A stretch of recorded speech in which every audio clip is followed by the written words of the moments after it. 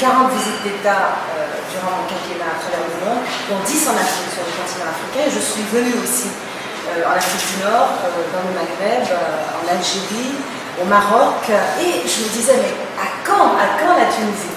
Maintenant, je suis heureuse de pouvoir y venir en qualité de chancelière de l'Université d'Ottawa, parce qu'aujourd'hui, j'ai profité aussi de ce passage pour entreprendre cette mission d'amorcer des discussions autour de partenariats interuniversitaires, mais de partenariats aussi avec le gouvernement sur des objectifs qui ont à voir avec le renforcement des compétences, des capacités, des connaissances, de la professionnalisation et aussi des partenariats dans des domaines de recherche, peut-être dans de nouvelles filières dans son souci de diversification économique. La Tunisie aimerait développer. C'est toujours passionnant parce que j'arrive dans un pays vers lequel tous les regards se sont tournés au moment où il y a eu le printemps arabe, cette grande vague. Je vous assure, alors que j'étais à Ottawa, dans ces semaines-là, ces jours-là, on en parlait partout, surtout à travers le Canada, pas seulement à Ottawa. Mais vous preniez un taxi, on en parlait dans la voiture. Vous étiez sur les campus, on en parlait partout. Et c'était extraordinaire de voir ce grand cri lancé pour la liberté, pour la dignité, pour le changement, pour les droits. Et maintenant, il ne faut pas se laisser porter uniquement par le rythme médiatique, c'est-à-dire une fois que c'est sorti du radar médiatique, se dire que c'est terminé. Je pense qu'on continue de s'intéresser à la Tunisie, on continue de s'intéresser à cette transition que vous vivez, que vous effectuez, que vous construisez. Nous avons suivi de près tout le processus pour la Constitution.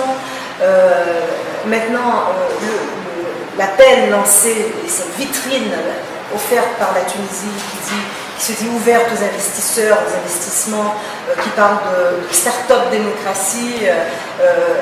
Je suis heureuse de voir combien de gens ont répondu, que la Tunisie sente que, en tout cas du côté du Canada, l'intérêt est très grand.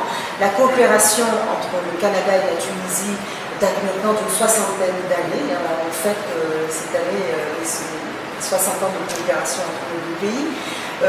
Et je me dis que nous sommes aussi deux éléments forts au sein de la francophonie. Évidemment, avec ma décision après mûre réflexion et l'encouragement reçu de quantité de chefs d'État, chefs de gouvernement de ces pays de la francophonie où je me suis rendue, où je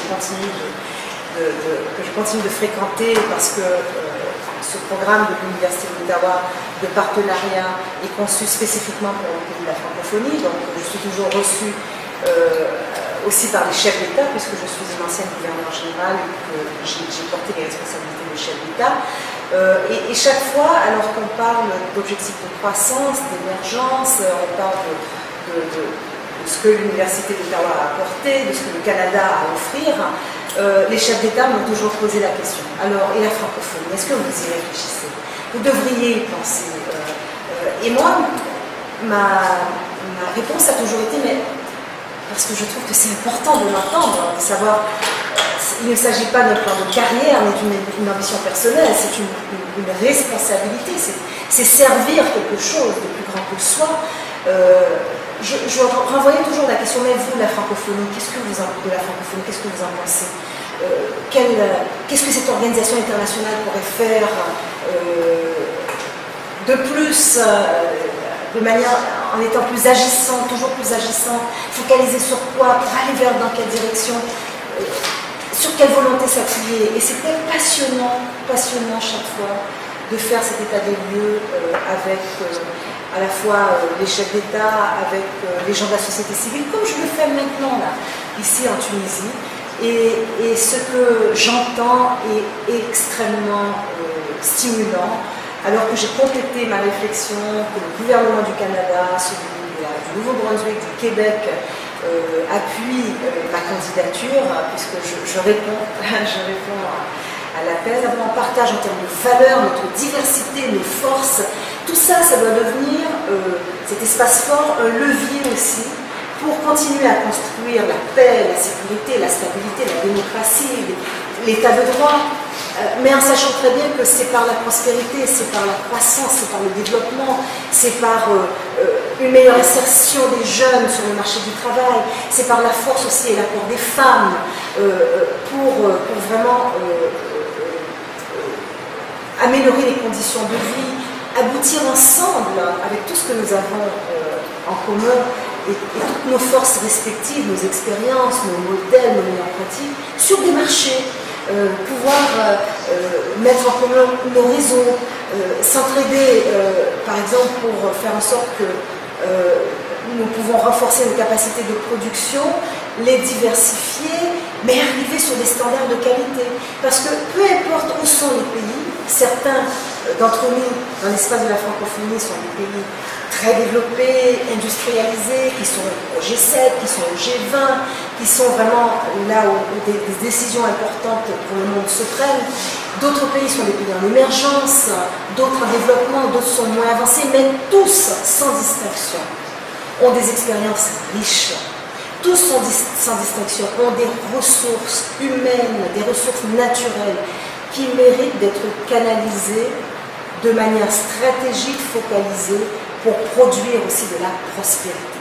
Parce que ce que nous pouvons voir dans tous nos pays, sans distinction, comme effet parfois de tentatives de déstabilisation, d'organisations criminelles de plus en plus sophistiquées, de groupes qui veulent finalement générer et exploiter le chaos, le sentiment d'impasse, d'exclusion, pour désamorcer ces forces de destruction. Il n'y a qu'une réponse. Elle est importante. C'est une réponse de construction massive. C'est vraiment la prospérité, le développement, créer des possibilités pour tous ces jeunes qui sont vraiment, malheureusement, qui peuvent devenir, parce qu'ils se sentent exclus, parce qu'ils sentent que l'avenir est bouché pour eux, des croix parfaites, et qui sont recrutés par des individus qui parfois peuvent les amener à leur perte ou à participer à des je dirais, des opérations extrêmement destructives.